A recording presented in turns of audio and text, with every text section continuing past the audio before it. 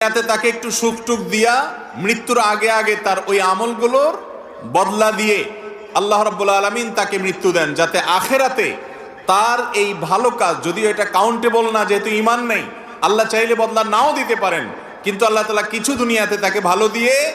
তার সে কর্মের মূল্যায়ন আল্লাহ তাআলা করে দেন। আর এর বিপরীতে আল্লাহর কোনো বান্দা, তিনি যদি ঈমানদার হয়ে থাকেন, ভালো কাজ তার বেশি হয়, কিন্তু কিছু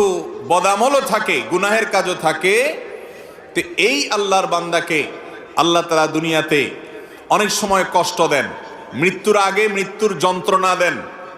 এবং এর মাধ্যমে তার ওই ছোটখাটো ভুল ভ্রান্তি যা ছিল সেগুলোর প্রায়শ্চিত্ত করিয়ে আল্লাহ রাব্বুল আলামিন তাকে আখিরাতে মুক্তি নসিব করেন। আর কিছু হতভাগা আছে, যেই হতভাগাদের জন্য তাদের কৃতকর্মের কারণে